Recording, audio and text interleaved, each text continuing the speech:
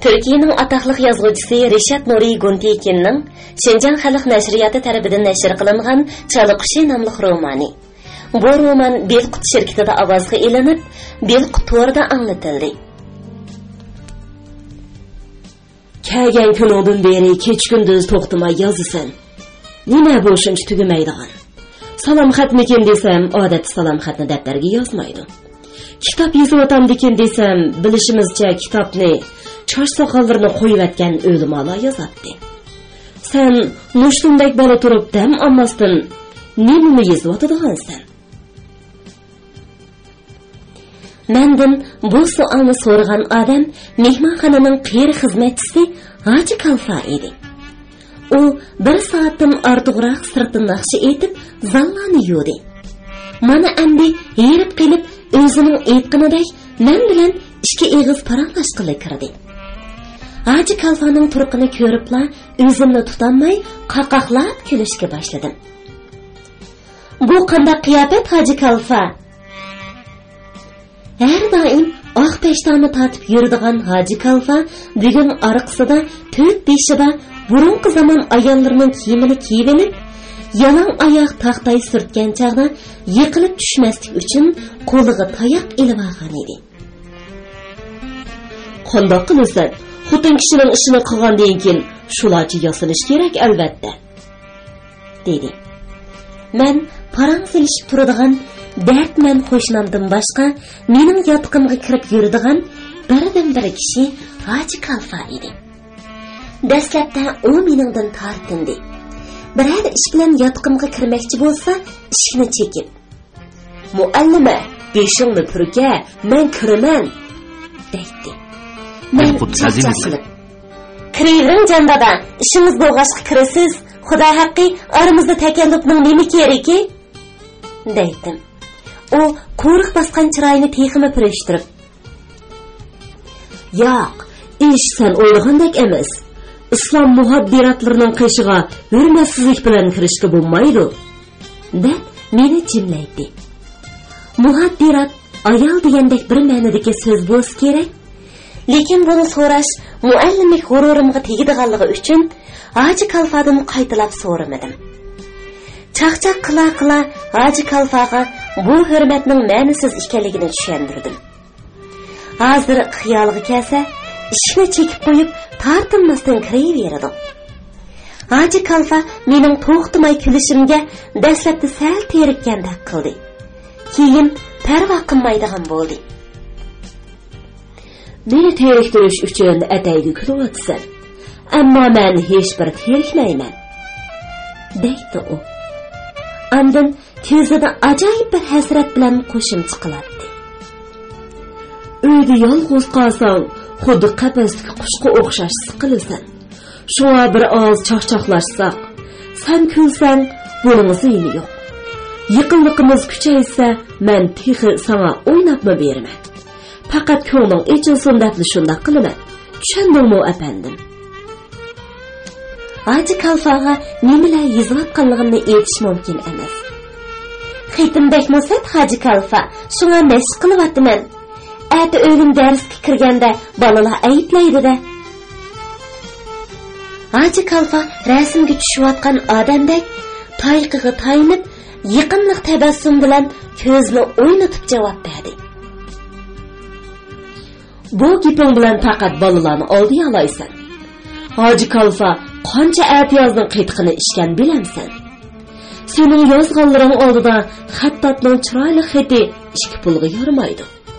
Ular chumulning putidek agri-bugri siziqlar sizidi. Nima chiqsimi, yana shulardan chiqadi. Biz zamonlardan buyon uzun yo'llarni besib o'tgan, har xil amaldorlarni ko'rgan odammiz. Buni bilamsan. Sening bir darding bor. Biroq buni so'rashga tishim patmaydi. Faqat yozg'iningda barmog'ini siyo bilan bulg'umanma. Bolalar oldida ayb bo'ldig'ini shu. Ha, bo'pti. Sen yozdig'ingni yoz. Men ishimni qilay. Haji Kalfa chiqib ketgandan keyin ustal yiniga keldim. Biroq yozmadim. Uning ba'zi so'zlari menimni chirmab oldi. bechora qiyri to'g'ri deydi. Men cho'p-cho'ng bir qizman. Ata o'g'in ishga tushirgan muallimman.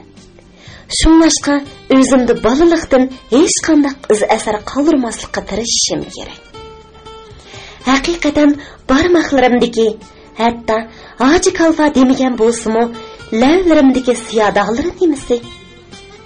Bu siyodag'lari bo'libmi kechalari daftarimga yozgan chig'imda doim o'zimni maktabda yugurgandek his qildiganim va endi ikkinchi qatim ko'ramaydigan odamlar atrofimda aylanib yurgandek sezilishi tufaylidan emasmi? Hoji Kalfaning uyida yolg'iz qolsang, xuddi qafasdagi qushga o'xshash siqilasan degan so'zi meni bekmi o'ylantirdi. Qafaslarning hammasidan qutulib chiqqan bu kunda birovning meni qafasdagi qushga o'xshatishi to'g'ri emas. Bu qushning burunqi chala qushini sungan qanoti yumilgan tumshug'i bilan yiqilgan yeridan turg'izish g'ayrati bor.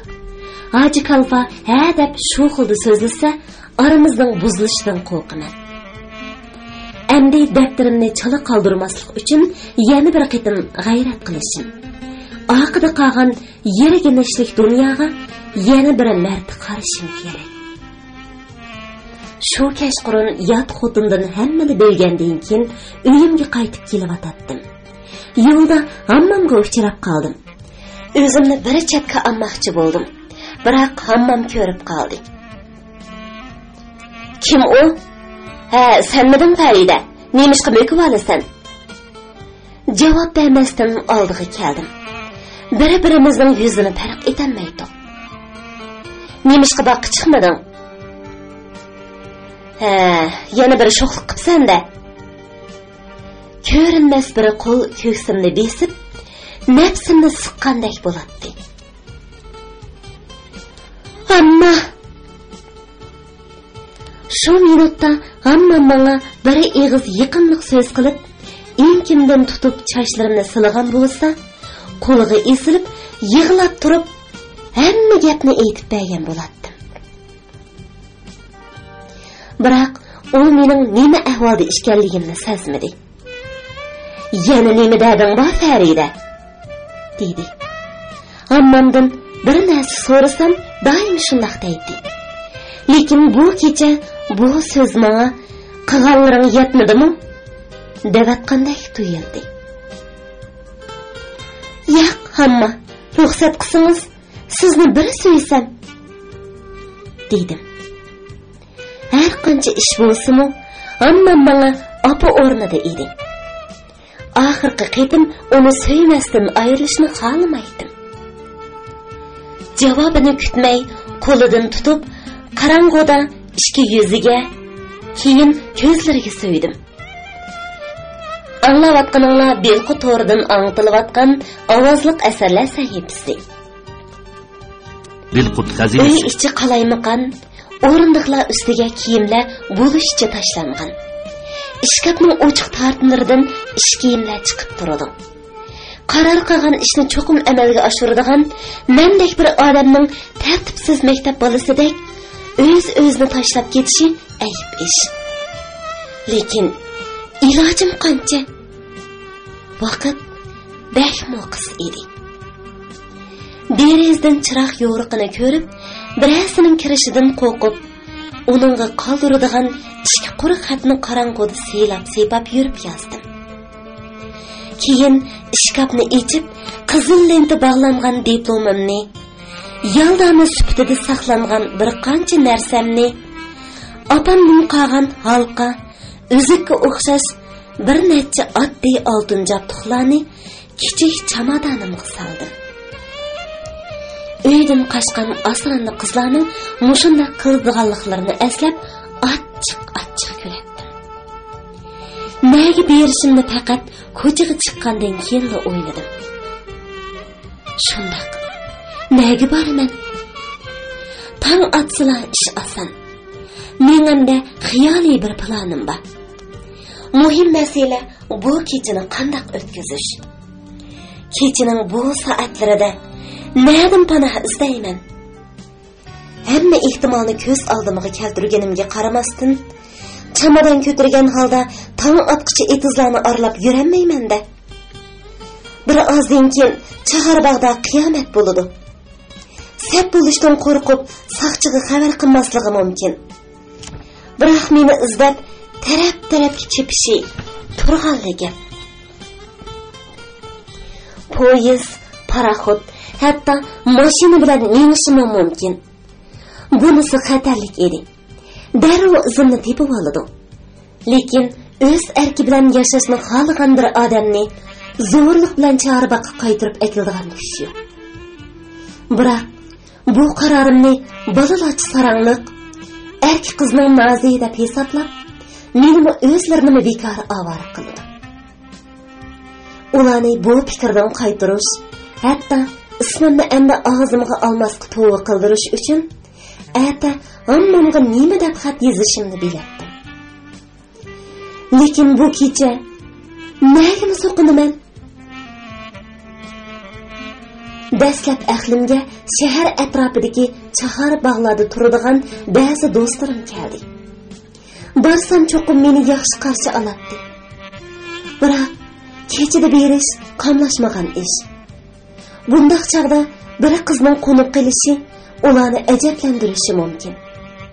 Uning ustiga bu alayda ishni izohlash uchun bir narsa deyish kerak. Yot odamlarga hisobot berish va ulardan nasihat anglashning g'ururimga tegishini bilardim. Mening esimga kelgan ismlar o'xshashli uydagilarning esiga osonlik keladi. Meni izlashni eng avval shulardan boshlaydi. Do'stlarimning uydagilari meni izlab kelganlarga mening yuzimni qilib, bu yerda yo'q deyishga jur'at qila oladimi? Qatnash bekitiga boradigan cho'ng yo'lni xatarlik bilib, orqadagi yezi yo'liga tushdim. Qorong'ulik ba'gan sira qo'yiqlashib borardi. O'yqishqa va jasoratimni yo'qotishga boshlagan chig'imda to'satdan aqlimga bir narsa keldi.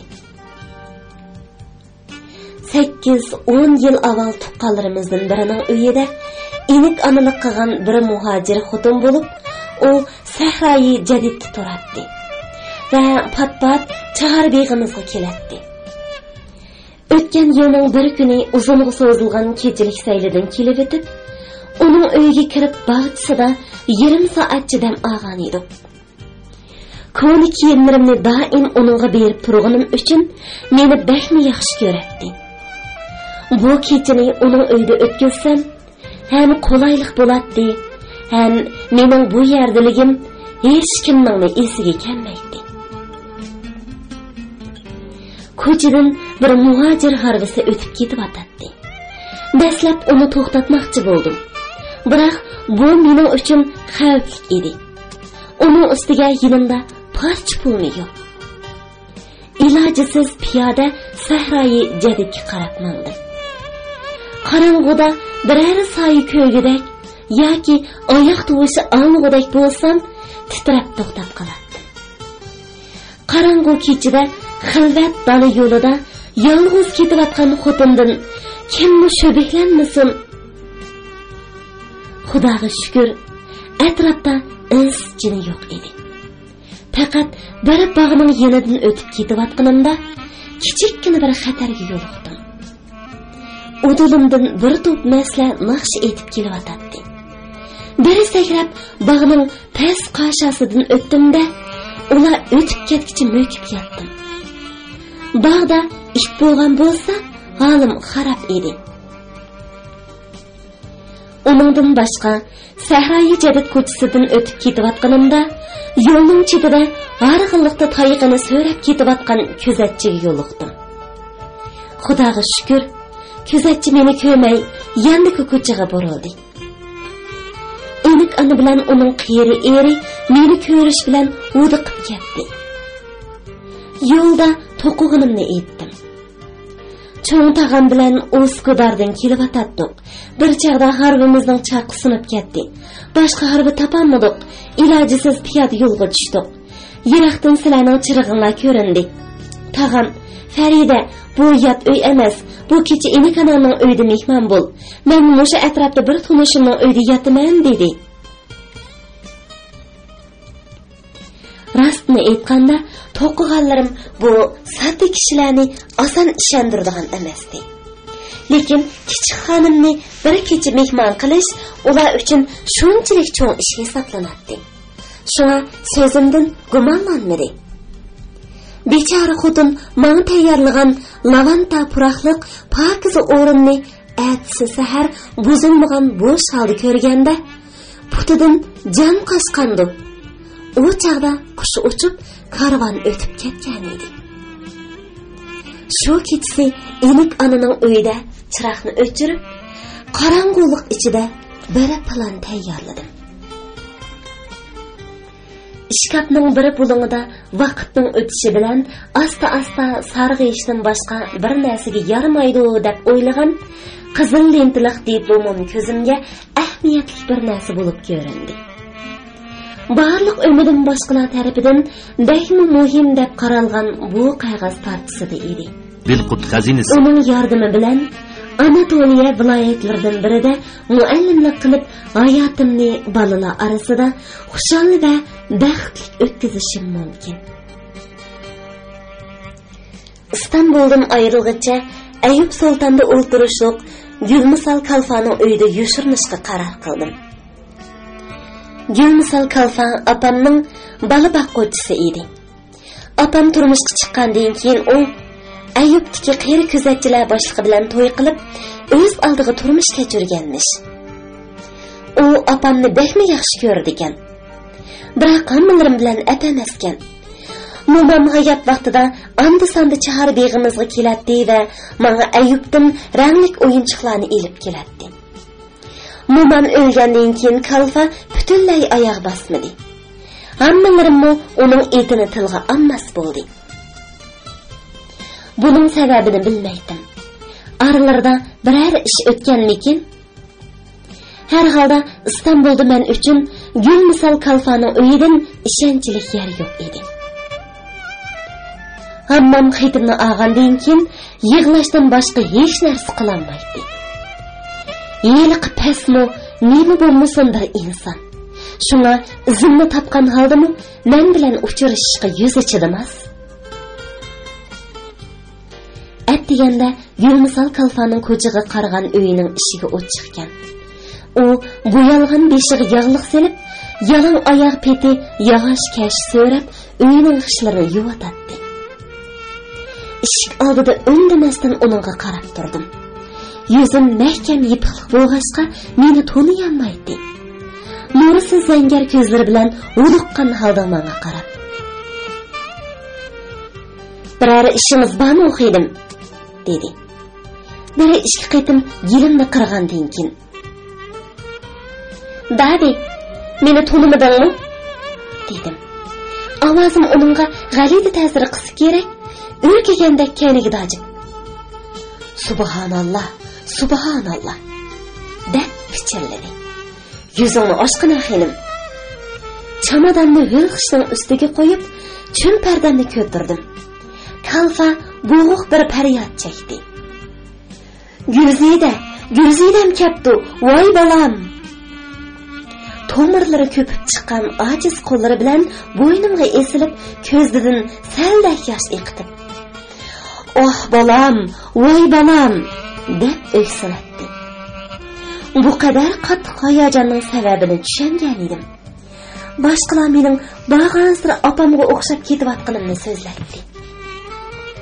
Opamni doim eslab turadigan bir do'sti, Gulzidaning 20 yoshidagi chiroyi, ovozi xuddi hozirgi Faridaning o'zi. Faridaning ovozini anglasam, yig'lamasdan turolmayman deydi. Gulmisal Kalfa uchunmi hozir xuddi shunday ish bo'ldi. Yig'lashning shunchalik yaxshi bir narsa ekanligini bu qeri chirkas ayoldan avval hech kim menga tushuntirib olmagan edi. Opamni men xiyolan eslayman. Bu ba'zi tashlandiq uylarda chang to'pi besib siziqlari, bu yaxlari o'ngib ketgan qadimgi suratlardek bilinmas bir xiyol.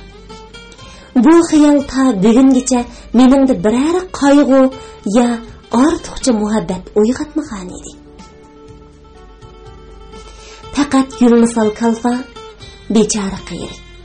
Men bilan opamni ayıralmasdan gözüydem deb yig'ilgan chaqda ichimda tushuniksiz bir narsa paydo bo'ldi. Opam ko'z oldimga kelib, o'limning piroq o'ti yurakimni yondirib, menmi "Apa, jinim apa" deb teliq yig'lashga boshladim. Bechora Kalfa o'zini unutgan holda mening bilan ovora bo'lishga boshladi. Men ko'z yeshimni to'kib, uningdan so'radim. "Kalfa, opam menga bekla o'xshaydi, shundaqmi?" "Shunchalik o'xshaysanki, qizim.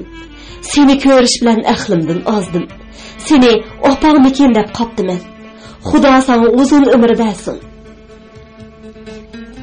Qiyr Kalfa yandagi uyda meni kichik boladek yeshindirayotganidimi, o'zini bosolmay ichidan o'ksib yig'laydi. Uning xasi parda tatgan kichik uyda o'tkazgan dastlabki soatlarimning lazzatini hech unutmayman. Meni yeshintirgandan keyin yip adiyal yipilgan karvatiga yotqizdi. Beshimni tizig'iga qo'ydi. Peshonamni va chochlarimni silab turib, opam haqida so'zlashga boshladi. Tug'ilgan kuni yuziga g'avarang yog'liq yipib, tunji qitim quchqig'iga olgan minutidan tortib, ta ayrilgan kunigacha bo'lgan butun xotiralarni bir-birlab so'zlab berdi. Navbat menga keldi. Men bu beshimga kelganlarni o'z ayni so'zlab berdim. Kalfa so'zlarimni balalar cho'chak anglayotgandek kulimsirab turib anglaydi. Turib "Voy balam" deb xursinib qo'yadi. Lekin tunaydan oqshom Chag'arbog'dan qandoq chiqqanligimni, endi u yerga o'lgicha qaytmaydiganligimni aytganimda esi chiqib ketdi. "Bolalik qilsam Farida, Kamron Bey nodonlik qildi. Lekin tavba qildi. Ikkinchi bundoq ishni qilmaydi" dedi. Gülmisal Kalfaga g'azabimni tushuntirish mumkin emas edi. So'zimning oxirida shundoq dedim. "Gülmisal Kalfa, aqirgan beshingizni bekorga qatirmang. Men 2-3 kun mehmon bo'lgandan keyin boshqa yerga ketaman. O'z mehnatim bilan yashayman." Men shu so'zlarni deganda bechora xotinning ko'zi yoshga to'ldi. Qo'llarimni silab, yuziga, lavlariga surtib, "Bu qo'llarimni qandoqmi qiyolayman?" dedi. Kalfani tizimiga o'ltirg'izib, limshtib turib va quruq yuzlarini silab shundoq dedim. "Bu qo'llarga hozircha ortiq bir xavf yo'q. Sho'xlik qilgan bolalarning quloqlarini g'ayda so'zishdan boshqa narsaga ishlatilmaydi. Anatoliyada qandoq muallimlik qildiganligimni, nimalarni qildiganimni shu qadar so'yinib so'zladimki, oxir uni mening hayajonimga qo'shildi. Yeshillatiga o'ralgan Qur'onni tekchidan oldi va Qur'on tutib, meni bu yerdan ketkicha aytib qo'ymaslikka, meni izlab kelganlarni ishikdan qaytarib o'tishga qasam qildi. Shu kuni kechgacha Gülmisal Kalfa bilan uy ishlarini qildim. Men bugungacha faqat tayyorni yeb, hatto bir tuxumni o'zim pishirib baxmagan edim. Endi bu ahvol o'zgarishi kerak. Buningdan keyin men nada oshpaz, xizmatkor bo'lsin. Hozir Gülmisal Kalfa yinimda chaqirib, uningdan tamoq etishni, kirlarni yuvishni, hatto deyish ayb bo'lsin, paypoq yamashni o'rganishim kerak. Tufli paypoqlarimni yeshib etib, ishga kirishib ketdim. Kalfaning noroziligi va ahvoqlariga quloq solmasdan quduqdan chelaklar suv tortdim. Taqtaylarni surtdim. Keyin quduq beshida o'ltirib, Kalfa bilan o't yash tozladim. O't yash tozlashni anchaki bir ishdaymiz. Ammo nima degan anchaki ish-ya? Kalfa men aqlagan yangi yo'llarni ko'rib, vaqirab ketdi. "Voy qizim, sen yermini sho'piki bilan chiqib etibsan." Shu zamon diqqat bilan qarab, "Rost shunda qiptiman Kalfa, buni sendan o'rganmisam? Men bir japada setib olgan yangi yo'llarimni, yerimni shu paytga chiqarib etib, umrimning oxirigacha bu ishlarni bilmay o'tib ketavermay yana" dedim. Onundan öğrendiğim narsalarni yazış uchun yanımga kichik bir daftar silib oldim. Ha deysizlar.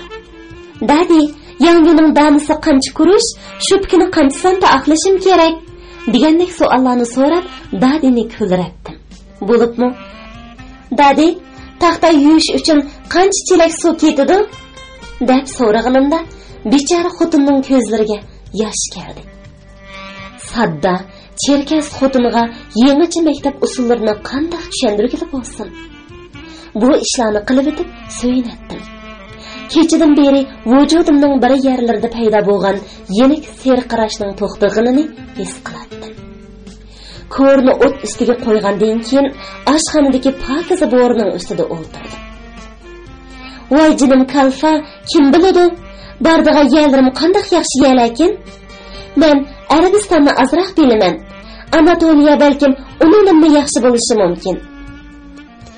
U yerning odamlari bizga o'xshamasmish.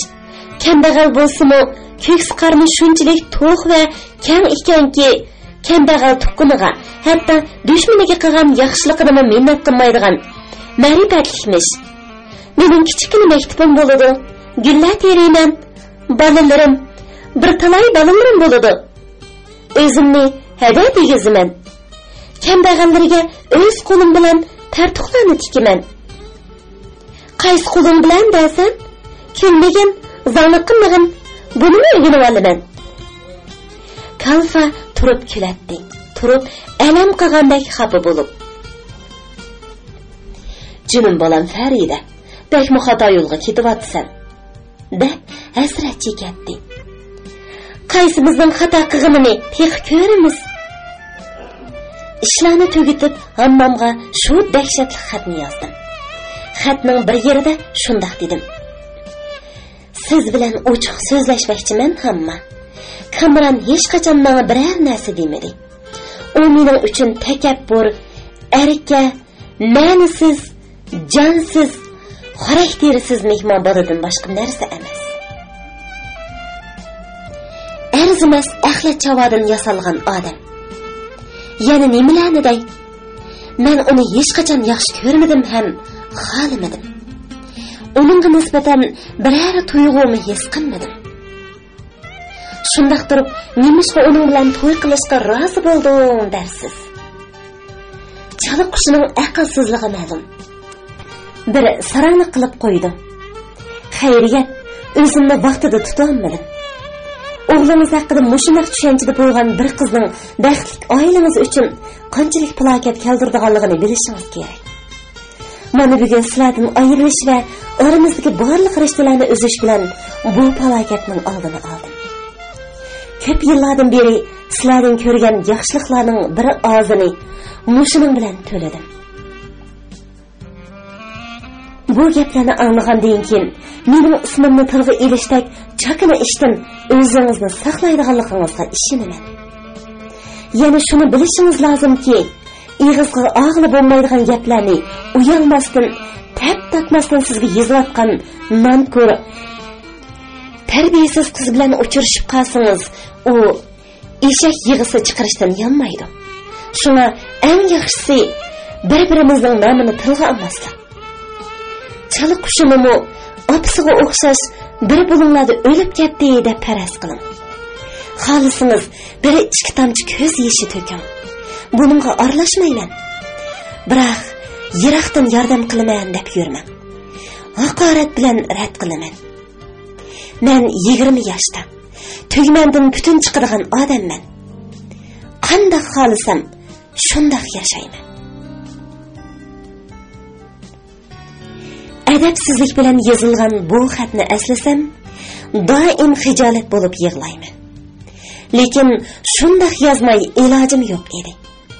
Hammamning meni izlashiga, izimga tushishiga boshqa yo'l bilan qarshilik ko'rsatmaydim. Mayli hammam menga xafa bo'lsin, mayli meni yomonlasin, ammo sevginmasin. Atsi xatni o'z qo'lim bilan pochtaga solgandan keyin to'p-to'g'ri muarif nazoratiga mangdim. Ustimda gul misol kalfaning kang paranjisi, yuzimda qilin chumpardisi bor edi. Mushundaq kiyinishga majburman. chunki ko'chada meni birasi to'lib qolmasligi kerak. Hamda Ma'arif nazoratidagilarning chumpartisiz muallimlarga yaxshi ko'z bilan qaramaydiganligini anglagan edim. Ma'arif nazoratining ishigini topqicha jasur va xushal edim. İşlerimning nihoyatda o'ng'ay hal bo'lishiga umid bor edim. Go'yo bir xizmatchi meni nazirning yoniga boshlab kirdi. U diplomimni ko'ra-ko'mayla, "Yaxshi kapsiz, xonim qiz. Bizmi sizdeklarni kutib o'tatdik." deyish bilan meni Anatoliyaning eng go'zal yeriga tayinlaydigandek his qilgan edim. Lekin ishdan kirish bilan vaziyat birato'la o'zgardi. Meni hayajon va qo'rqish urib oldi.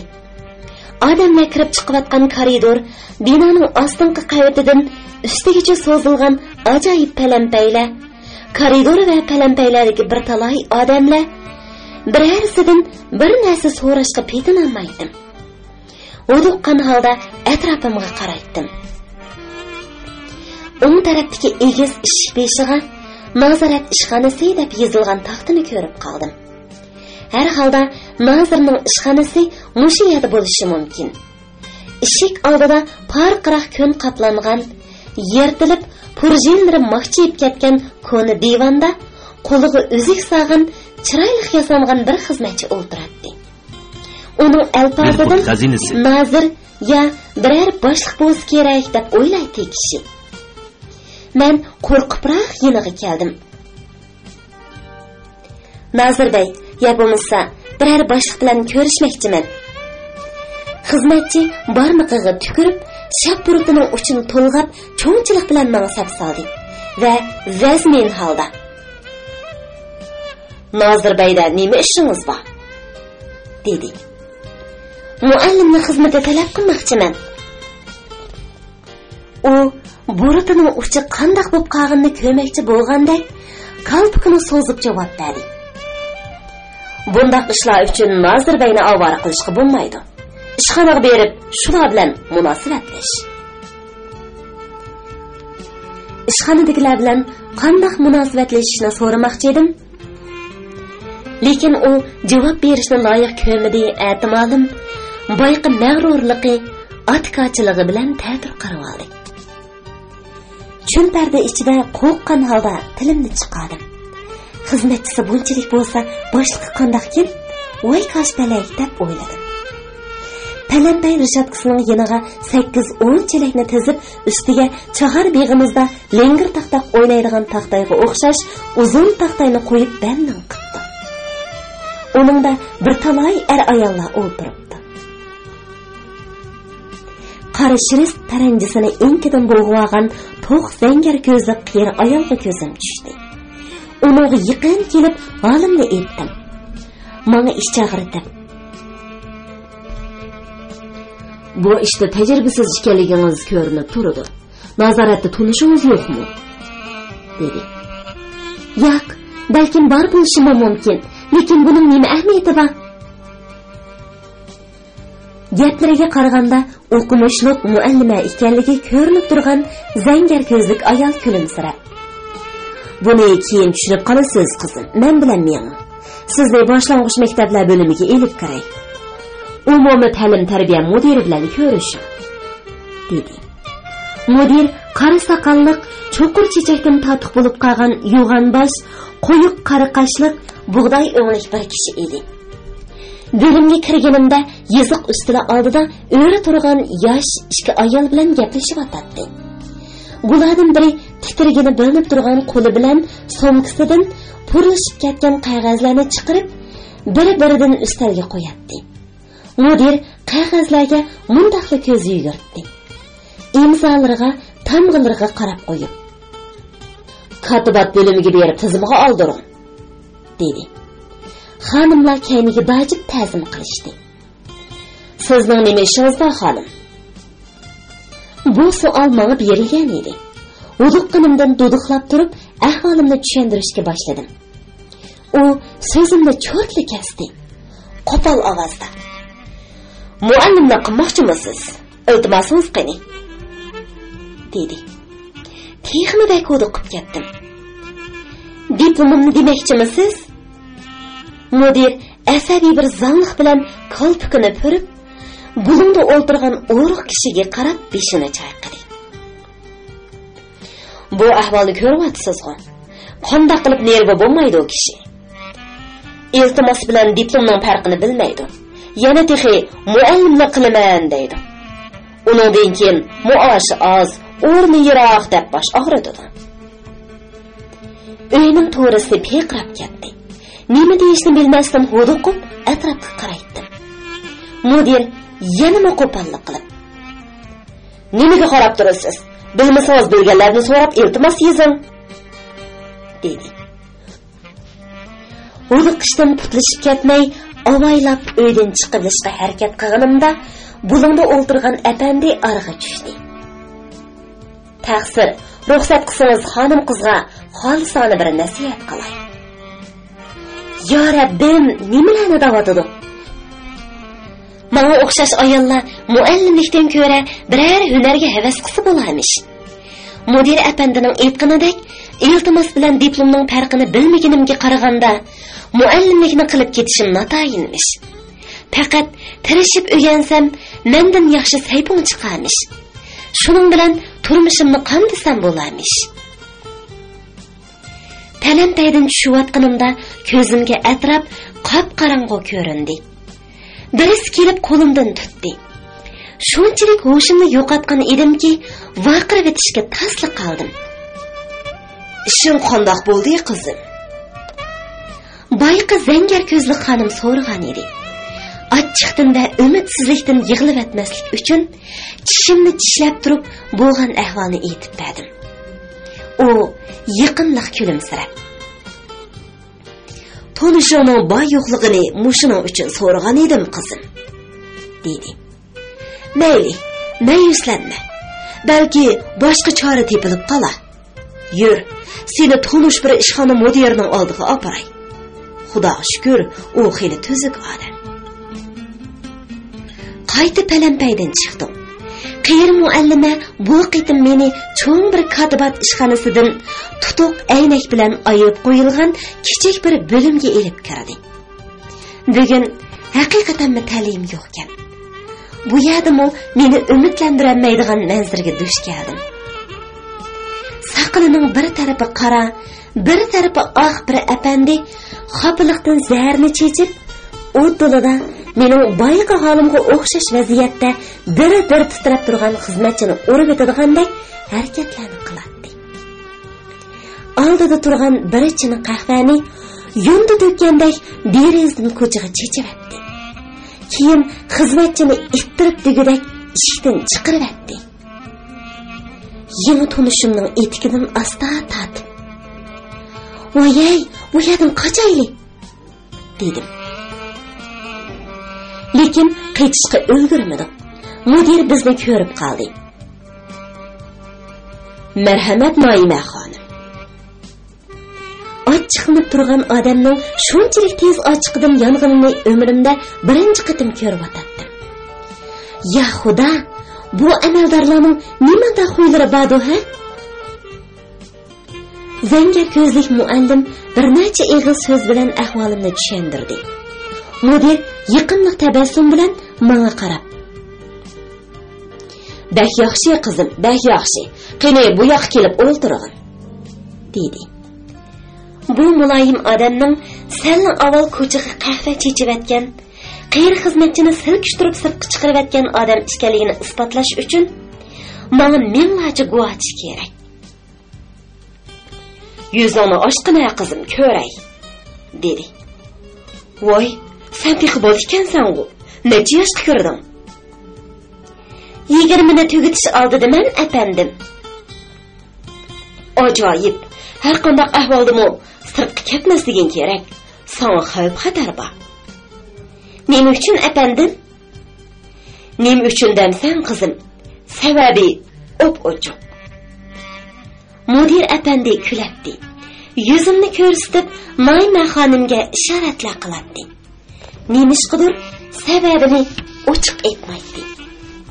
Oxiri Mayma xonimga ko'zni qisib: "Men ortiq narsa demayman, Mayma xonim. Sen ayollar tili bilan yaxshiroq tushuntirarsan" dedi. keyin saqilini ikki yonga silkib turib, go'yo o'z-o'ziga so'zlayotgandek qo'shimcha qildi. Voy qizim, sirtlarda qanchalarga yaramas buzuq kishilar borligini bilsang eding. Men hayronlik bilan: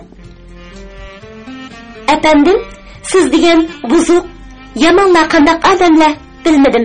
Lekin siz menga undaqlar yo'q yadim. Xizmat etib tasiniz" dedim. Mudir bu qitim tizlarga urib, texmi qattiq kuldi.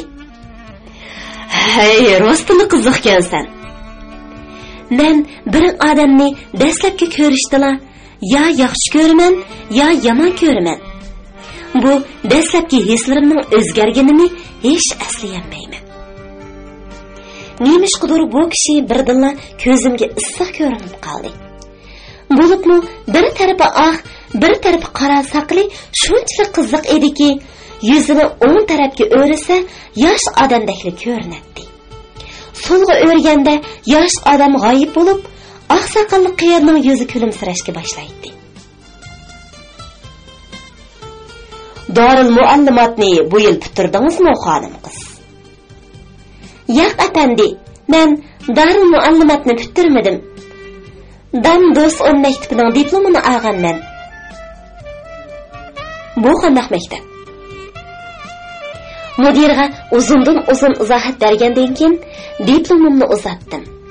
U balkim fransuzchani bilmasligi mumkin. Buni bilindirmaslik uchun qog'ozni o'rib-cho'rib, u yer bu yeriga ko'z yugurtib chiqdi. "Bek yaxshi, dedi. Naima xonim takalluf qilmasdilar. "Mudir efendim, siz yaxshilik qilishni xohlaydigan kishi. Mushu bolani quruq qaytarmang", dedi. Mudir qoshlarini turib, saqalni titirtib turib o'yinlayotdi. "Bek yaxshi. Biroq bizninkilar bu maktabning diplomini e'tirof qilmasmikin?"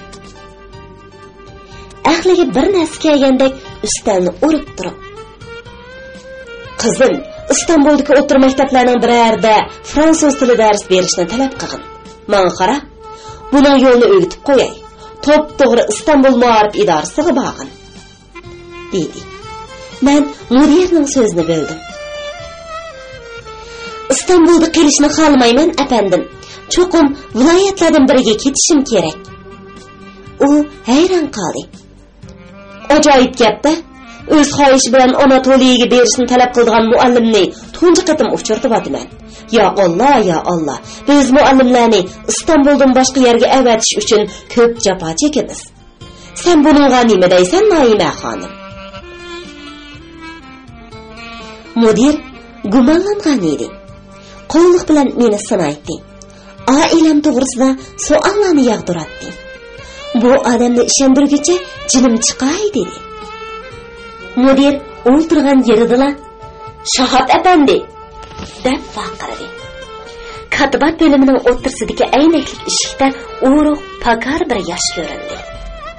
"Men qara Shahab efendi, xonim qizni ishxonaga boshlab kir.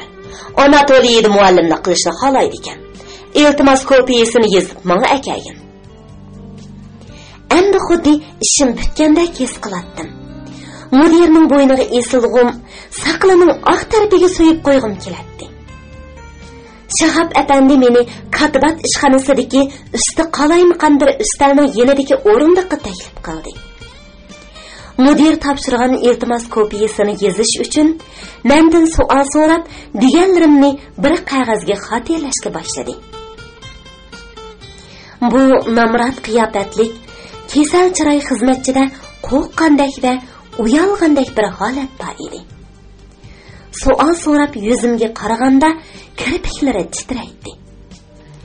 Derizning yenda turgan o'ttir yoshliq ikki katib o'zaro pichirlashib, anda-sanda bizga qarab qo'yadi. Birisi: "Shahab o'g'lim, sen bugundek yerib ketding. Shu iltimosni biz yozib beraylik", dedi. Qurib ketgur tilim, bo'libmi bir oz xush bo'lsa, jim turolmaydi. Hech munosabati bo'lmasimi? Xizmatdoshlar bir-biriga nima degan g'amxo'rlik qilishidi, ha? Devatdim. Shahab efendi qizarib ketib, beshini silib oldi. Acaba ben o'rinsiz gap qildimmi? Har holda shundoq o'xshaydi, chunki boshqalarni kulishib ketdi. Nima deyishganimni aniq anglayolmadim. Faqat birsining muallima xonim xililib chiqqan qo'kan degan so'zi quloqimga kirib qoldi. Bu so'zlarning nima ma'nosi borkin? Bu apandilar nima deyishmoqchi bo'ladi ekan? Belqut shirkatida ovozga elinib, Belqut to'rida anqilayotgan Turkiya yozuvchisi Rishad Nuriy Gundiyekinning Shinjon xalq nashriyati tarafidan nashr qilingan Chaliqushi nomli romanini bugun mushiyagacha anglatdik.